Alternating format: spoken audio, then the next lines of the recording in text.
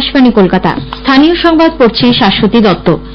শ্রীমতী বিজয় ভারতী সাইনির নেতৃত্বে জাতীয় মানবাধিকার কমিশনের 5 সদস্যের একটি প্রতিনিধি দল আজ উত্তর চব্বিশ পরগনার সন্দেশখালী পৌঁছেছেন। এদের মধ্যে 3 জন জেলিয়াখালীতে গিয়ে গ্রামবাসীদের সঙ্গে কথা বলেন। বাকি 2 জন প্রথমে যান সন্দেশখালী থানায়। সেখানে আধিকারিকদের সঙ্গে কথা বলার পর গ্রামবাসীদের সঙ্গে তাদের দেখা করার কথা। রাজ্যের সেচমন্ত্রী পার্থ ভৌমিক এবং দমকল মন্ত্রী সুজিত বসু আজ সন্দেশখালী পৌঁছেছেন। তাদের সঙ্গে রয়েছেন সেচ ও বিদ্যুৎ দপ্তরের আধিকারিকেরা। এদিকে ডিওয়াইএফআই রাজ্য সম্পাদক মীনাক্ষী মুখার্জি আজ সন্দেশখালী পৌঁছে বেশ কয়েকটি বাড়িতে গিয়ে সেখানকার মহিলা ও তাদের পরিবারের সদস্যদের সঙ্গে কথা বলেন। এরপর আরও এগোতে গেলে পুকুরপাড়ায় পুলিশ মীনাক্ষী এবং বাম কর্মীদের বাধা দেয়। পুলিশের সঙ্গে ধস্তাধস্তি এবং বচসায় জড়িয়ে পড়েন তারা। মীনাক্ষীর সঙ্গে রয়েছেন ডিওয়াইএফআই রাজ্য সভাপতি ধ্রুবজ্যোতি সাহা এবং সিপিআইএম রাজ্য কমিটির সদস্য পলাশ দাস। শাসক দলের নেতারা কিভাবে অবাধে সন্দেশখালীতে ঘুরে বেড়াচ্ছেন সে বিষয়ে প্রশ্ন তোলেন মীনাক্ষী।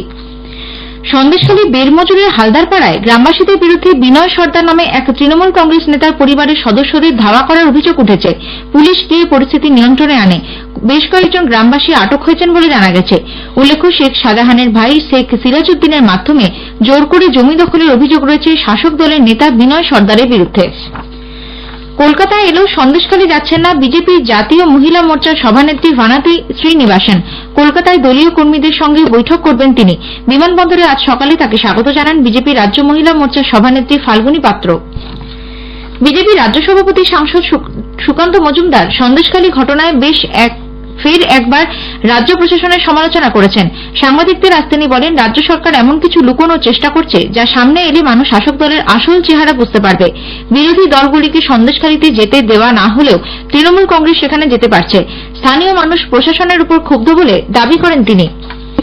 সন্দেশখালী পরিস্থিতি নিয়ে কেন্দ্রীয় স্বরাষ্ট্রমন্ত্রী অমিত শাহর সঙ্গে আলোচনা করতে বিরোধী দলনেতা শুভেন্দু অধিকারী আজ দিল্লির উদ্দেশ্যে রওনা হয়েছেন।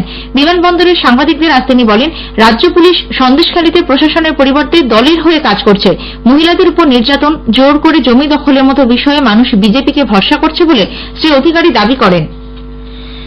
ডেঙ্গু ম্যালেরিয়ার মতো মশাবাহিত রোগ প্রতিরোধে পড়ুয়াদের প্রশিক্ষণে একটি বিশেষ উদ্যোগ নিয়েছে কলকাতা পুরসভা। স্কটিশ চার্চ কলেজের প্রাণিবিদ্যা বিভাগের স্নাতক শ্রেণীর 27 জন ছাত্রছাত্রীকে পুরসভার ভেক্টর কন্ট্রোল বিভাগে গতকাল প্রশিক্ষণ দেওয়া হয়। বিভাগের প্রধান ড দেবাশিস বিশ্বাসের নেতৃত্বে একটি প্রশিক্ষক দল মশার জাত নির্ণয়, লার্ভা চিহ্নিতকরণ, তাদের গতিবিধি ও চরিত্র সহ বিভিন্ন বিষয় তুলে ধরেন। আগামী দিনে কলকাতার বাকি কলেজগুলির সংশ্লিষ্ট ছাত্রছাত্রীদের কলকাতা পুরসভা ভেক্টর কন্ট্রোল বিভাগ ডেঙ্গু ম্যালেরিয়া নিয়ে প্রশিক্ষণ দেবে বলে খবর। রাজ্যে 100 দিনের কাজে বকেয়া টাকা চলতি মাসে 26 তারিখ থেকে দেওয়া শুরু হবে, চলবে 1 মার্চ পর্যন্ত। গতকাল ভার্চুয়ালি একটি বৈঠকে মুখ্য সচিব ভগবতী প্রসাদ গোপালিকা জেলা শাসকদের একথা জানিয়েছেন। ধাপে ধাপে 100 দিনের টাকা শ্রমিকদের ব্যাংক অ্যাকাউন্টে ঢুকবে বলে খবর। এই মর্মে জেলাগুলিকে প্রচারের নির্দেশ দিয়েছেন তিনি। রাজ্যে গরম পড়তে শুরু করেছে, এর প্রেক্ষিতে ডেঙ্গি প্রতিরোধে কাজ শুরু করার নির্দেশ দেন মুখ্য সচিব।